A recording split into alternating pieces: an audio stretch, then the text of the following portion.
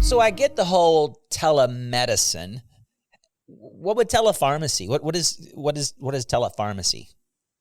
Well, we're seeing a lot more patients wanting acute care conditions being diagnosed and treated in their retail pharmacies by their trusted pharmacy teams. And so I'm not suggesting chronic care being, leveraged from a telehealth perspective, maybe at some point. But I'm a big fan of maintaining that classic triad, making sure that we are the practitioners that are taking care of those patients for their chronic conditions. We're not breaking that classic triad. So acute care conditions like strep and flu and UTIs, those things that you don't have to go. You could just go into an urgent care. Patients don't want to go into an urgent care. Right. They're wanting to do that at their pharmacy because guess what? They know the people at that pharmacy. And it's where they're going to end up for their medications anyways. But would that be telehealth with the pharmacy? So basically I go in the pharmacy and the pharmacy does a strep test and then, oh, hey, you need to get an antibiotic. So we're going to do a telehealth visit with you here in the pharmacy to a doctor and you get so we can get your prescription. That's kind of what that's one solution. Yes. Mm-hmm. Yeah, I think the tip of the spear for the retail pharmacy is that, and we're going to spend some time in the context of both with partners that we have attending the conference, as well as some of the things that we're going to talk about, will be the expansion of diagnostic testing in the context of retail pharmacy. Yeah. And there's diagnostic tests that can be taken home. There's diagnostic tests that can be administered and read within the pharmacy. And then once those diagnostic tests and the results of them are known, then the pharmacist can engage in a range of activities related to ensuring that their patient, their customer, gets care. Sometimes that may be a referral to a physician in the community. Sometimes it may be a telemedicine visit. And in other cases, depending upon the state and scope of practice, it may be the pharmacist would be able to treat in the context of that condition.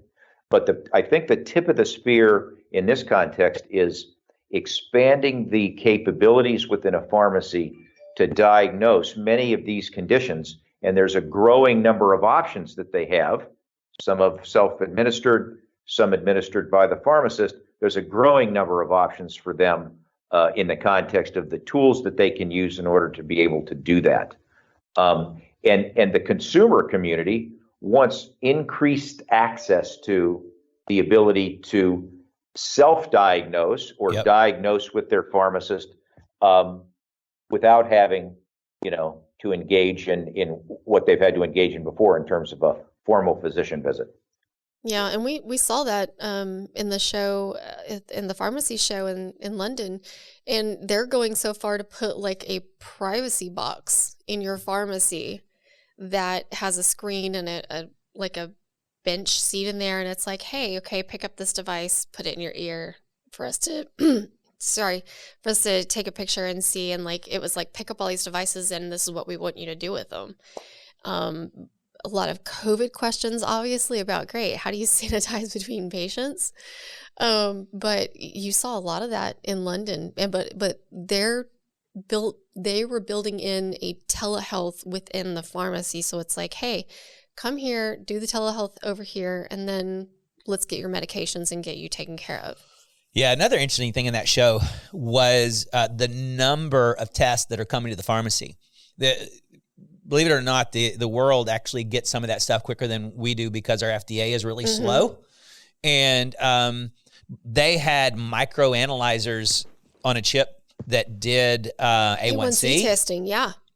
And they were 7 or 8 tests that will be a couple of years, but they're coming. It will come here. So they're going to be able to do the pharmacist fairly inexpensively to do an A1C in the pharmacy, where maybe you can do that quarterly rather than once a year when you go to the doctor and tack on this big doctor's visit cost.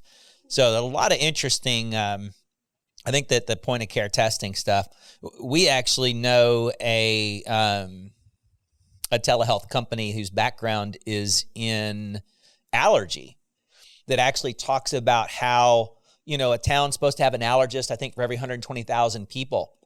and they can actually work with pharmacy to get certified to do the skin test.